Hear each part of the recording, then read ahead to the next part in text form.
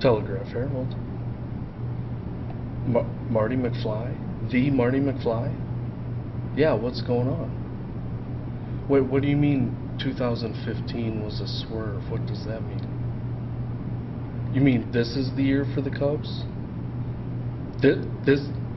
Okay, I gotta go. Thank you. Awesome.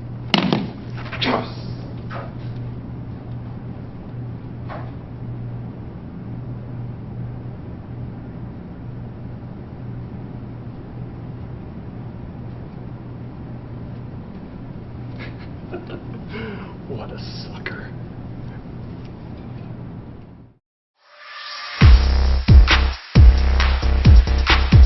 Hello everyone, welcome to another edition of Telegraph Herald More Than the Score, presented by Dubuque Bank and Trust. I am your host, Steve Ortman, and somehow we rounded up Tim O'Neill for a second week in a row. How's it going? Pretty good. Fantastic to be back. The absence has been much shorter this time. Yes, and good to have you back, my friend. And you have been one busy reporter here at the TH lately. Boys State Soccer Tournament wrapped up last weekend, and the big news coming out of that, Dyersville-Beckman wrapping up another state championship. Yeah, 40-0 over the last two seasons. That is the longest winning streak in the state. Back-to-back perfect seasons, back-to-back state championships, and really they haven't been challenged. They went into halftime of that game tied 0-0. Then they just, did what Beckman does. They've always been a second-half team. They won it 2-1. The goal that Carol Kemper got came, late in the game, and by that time Beckman had pretty well locked it down, and the celebration was on shortly thereafter. Pretty impressive accomplishment for Beckman to go back-to-back, and they got a chance to do it again. They return a lot of returning players, chance to extend that winning streak well beyond the 40 it's at right now, and who knows, maybe the three-peat is well within grasp for the Trailblazers. Yes, the rare three-peat is certainly still in play, and now the Trailblazers not the only team down in that state tournament doing well. Butte-Wahlert went down there, made a nice run, ended up finishing third. Yeah, this was my 7th state soccer tournament, and this was the best the area's ever done in that time. We had a championship, and then Wahlert played well above its seed. They came into state as the number 8 seed. They won the 3rd place match over Hudson 3-1. Their first game was a victory over number 1 seed Sioux City Heelan. They won it in penalty kicks. It was scoreless up until through the 100 minutes of regulation and 2 periods of extra time. Just persevered, pulled it out, and then suffered a tough loss in the semifinals to Storm Lake 2-0, but bounced back. They had a 3-1 lead at halftime in that 3rd place game, locked it down in the second half.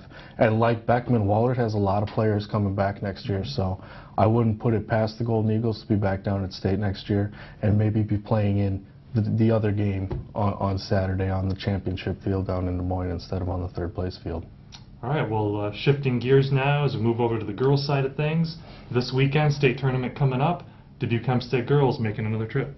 Yeah, 3rd time in 4 years for the Mustangs to make it down to Des Moines. The last time they went, they were the state runners-up, a record-breaking state final to Cedar Rapids Kennedy, which this year is the number 1 team, is undefeated, and could await Hempstead in the final, if they make it that far. It's a loaded run to the final for Hempstead, though. They open with number 3 ranked Waukee in the quarterfinals on Thursday, today, if you're watching this on Thursday.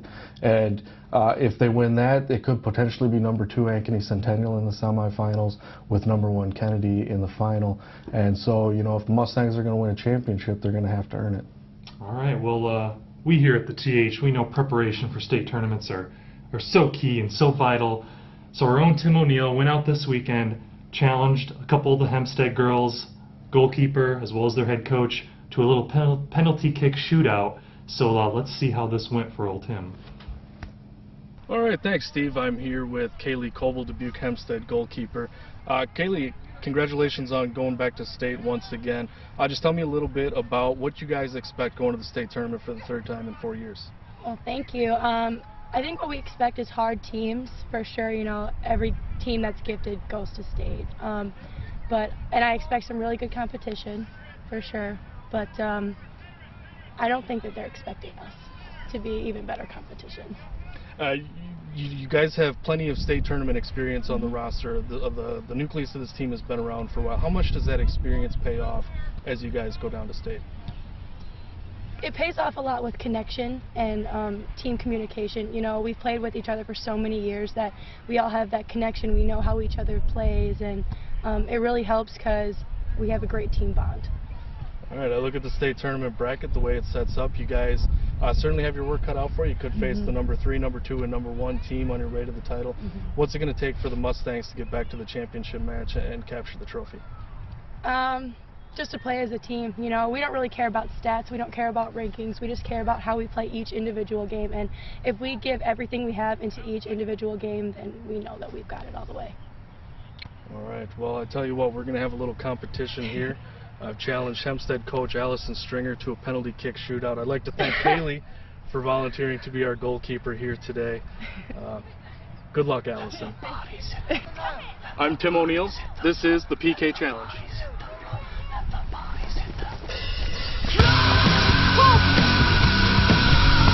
Oh! Go Mike in hand for this one.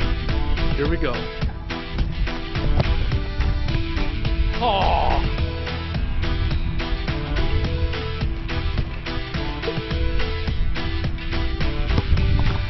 Ooh!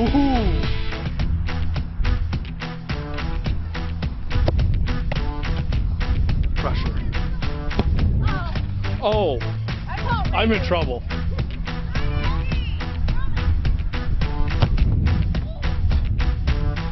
Barely. Basically sudden death. No pressure. Right now? No pressure. Well, it's 5th round. It's tied.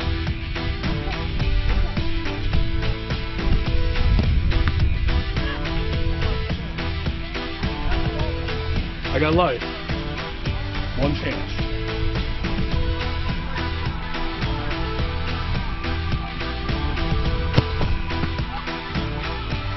Now it's trying to go right side. Now it's starting good. Oh!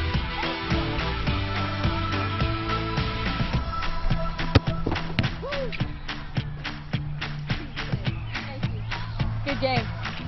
Excellent game. I'd like to thank Kaylee Coble, our outstanding goalkeeper here, Allison Stringer for having a fun competition with me. Good luck at States of the Mustangs. Steve, back to you in the studio. All right, well, Tim, there's not a whole lot else to say there. It was a pretty pitiful performance. It's been a long time since I've kicked a soccer ball, but it was a lot of fun, and you know, good luck to the Mustangs down at State. Yeah, well, shifting gears now, softball season not quite over yet in Wisconsin. Southwestern making their first ever trip to the state tournament on Friday. Yeah, tell you what, Southwestern has been the surprise of Southwest Wisconsin this year. They won the SWAL championship. They won their first ever regional championship, their first ever sectional championship to get to state for the first time ever. They play a state semifinal, on Friday morning, 9 a.m. Friday at Goodman Diamond in Madison. They'll face Cochran Fountain City, led by reigning Telegraph Herald Athlete of the Week, Madison Cool, who struck out 14 in the sectional final victory. So Wildcats have a pretty dominant pitcher in the circle. They got the offense there to score some runs. They got a chance to move into Saturday's championship match, which would be at 10 a.m. back at Goodman Diamond. All right, well, plenty of state tournament action still going this weekend for us. We'll catch up on it next week. That's going to do it for this episode of Telegraph Herald More Than the Score, presented by Dubuque Bank and Trust.